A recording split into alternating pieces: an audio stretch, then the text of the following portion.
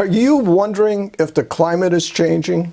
Are you reading different articles that are saying, well, the climate is changing and we should be worried? And other scientists are writing articles that say, well, no, the climate's not. It's changing, but it's normal. We shouldn't be worried. This will all pass over. If you're confused about this, let's talk about whether or not the climate is changing and what the experts have to say. And I'm going to sum up the scientific opinions of the experts. Now, in this video, I'm going to do my best to make it simple to understand so that you know what it means for you and your family. Stay tuned.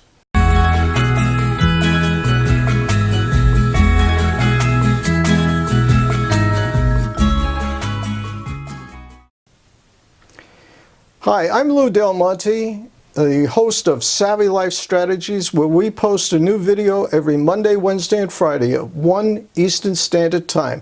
I invite you to subscribe and click the notification bell to get more videos just like this.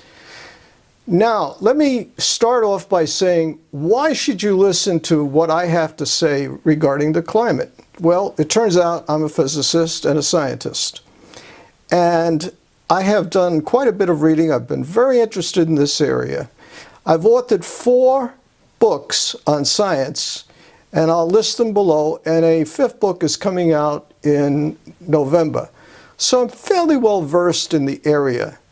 And I want to share with you what I know and what the experts are saying. So what I'm going to do is what I do in my books, and that is try to make it easy to understand for the average person with a high school education or even less, but I want to make it easy. And that was one of Einstein's principles, that if you really knew the subject, you could make it easy to understand.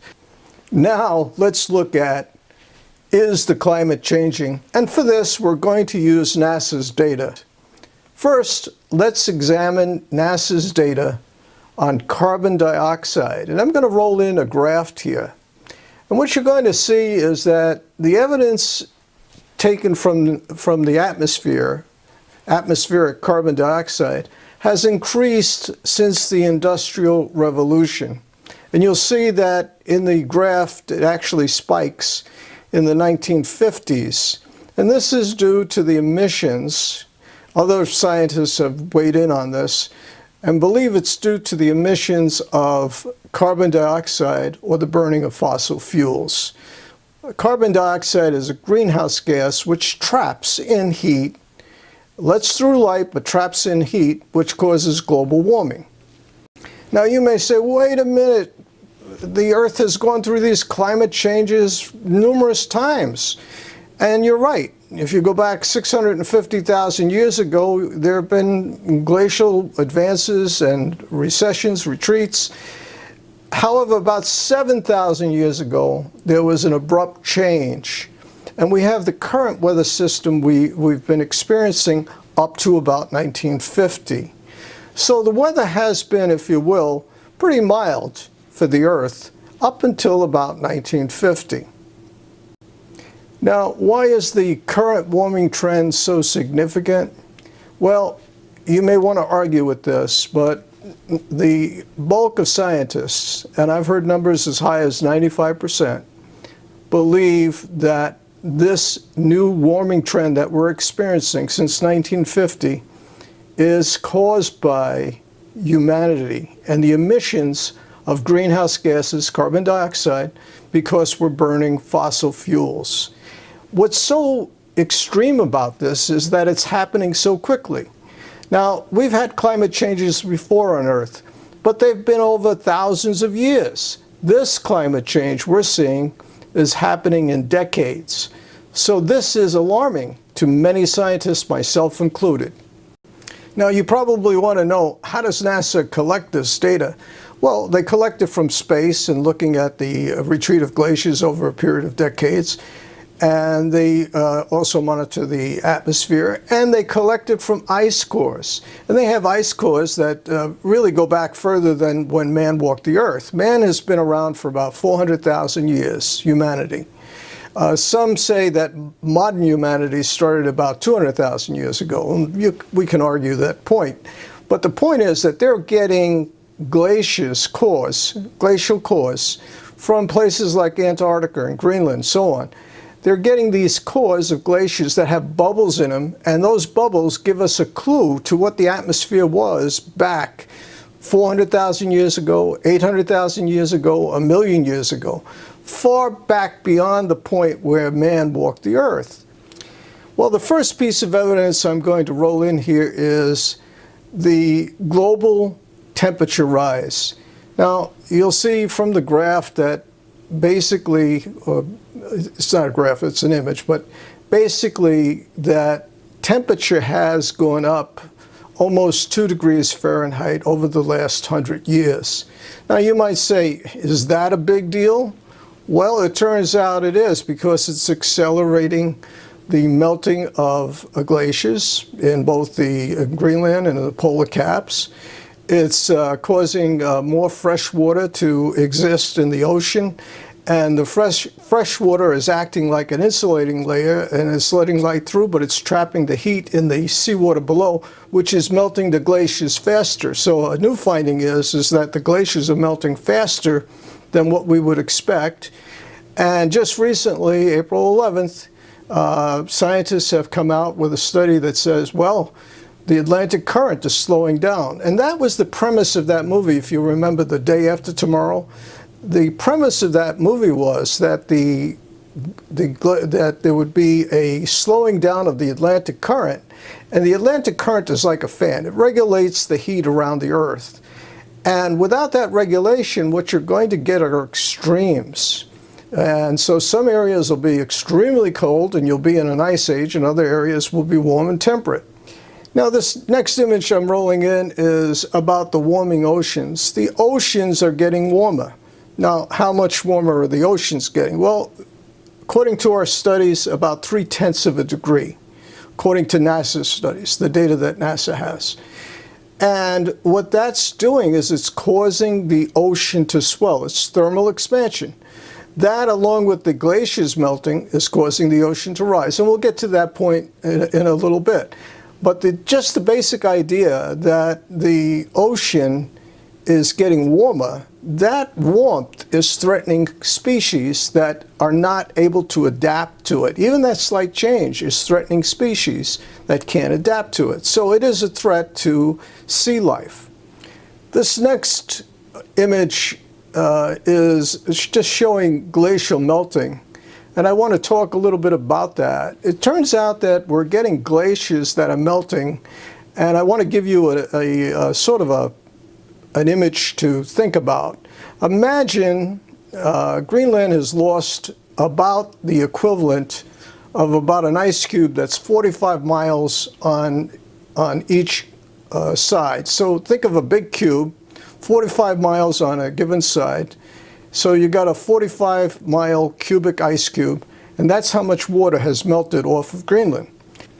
Off of Antarctica, we've lost somewhere in the neighborhood of a 36-mile cube of ice melting into the ocean. So we're talking about a lot of water melting from the glaciers into the ocean. That's putting fresh water into the ocean, and it is influencing the Atlantic current, per the latest data. This fourth image shows glacial retreat, and basically glaciers have been getting smaller, retreating in all parts of the world. The Alps, the Himalayas, the Andes, the Rockies, etc. All over the world, glaciers have been getting smaller. This is due to the fact that the Earth is getting warmer. Another factor that you should be aware of is that snow cover itself is decreasing. In the Northern Hemisphere, over the last 5 decades, the amount of snow cover has decreased. Now, you wouldn't know it if you lived in Minnesota, where I live, because we've been getting snow in April. However, in general, I'm saying that snow cover is actually decreasing over the last 5 decades. I talked about this a little bit before, but the sea is swelling because it's getting warmer. That's thermal expansion. And it's also swelling, getting higher, because of the fresh water being added to it from glaciers that are melting. Now, how much is it how much has it actually increased? Well, on average, about 8 inches. You may say, well, that doesn't seem terrible. No, I mean, at this point, it's manageable. But there have been scientists doing studies saying, well, if we extrapolate this out, we're going to be seeing 2 to 3 meters of sea rise by the end of the century. If that happens, the coastlines won't be recognizable. There won't be places like Miami, for example. If you have a beautiful home on the coast, it'll be underwater.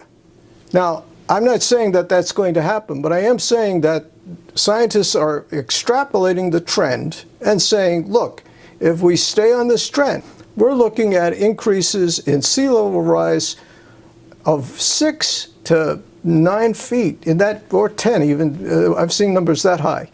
So it's a concern. It's one we have to be aware of, and it's one that the world governments need to take into their thinking.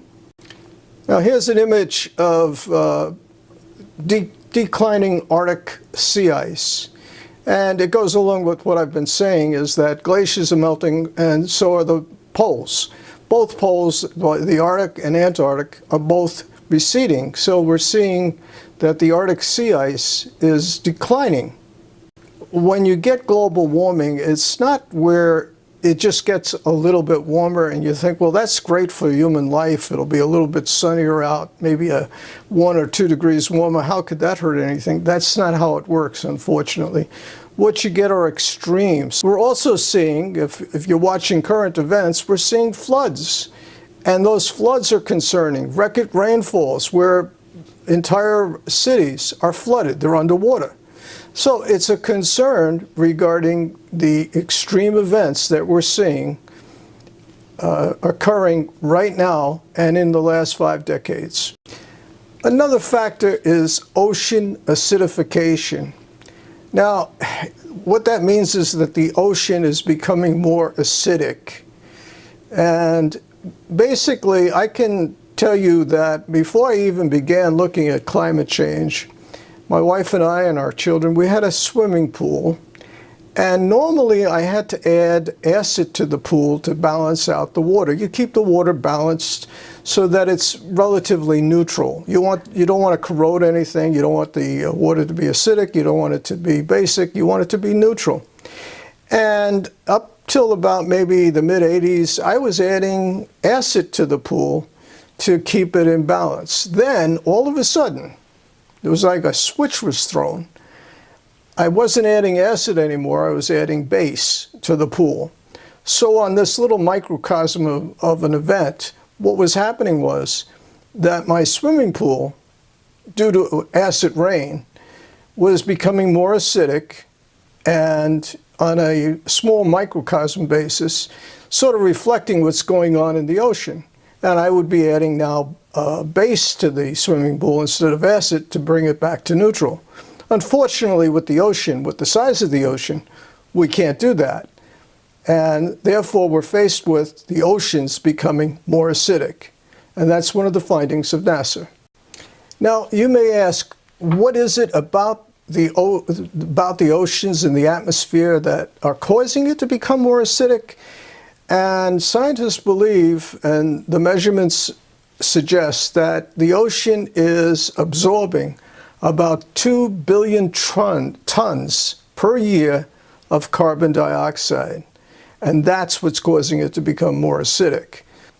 Well, that's the NASA evidence. Now, I'm going to put links to everything. I suggest you read it. You can formulate your own opinion. I know a lot of people do not believe this. However, I find the evidence very compelling. And what I'm doing is reporting. I'm reporting on what NASA is finding, and I'm trying to make it easy for other people to access this data via this video summary and the links that I have below. Now, if you found this video informative, I invite you to subscribe for more videos just like this. Hit the notification bell so you'll get notified each time one comes out. And if you liked the video in the sense that it was informative, give it a thumbs up so that other people know that this is a good video. Until we have a chance to talk again, stay savvy and live well.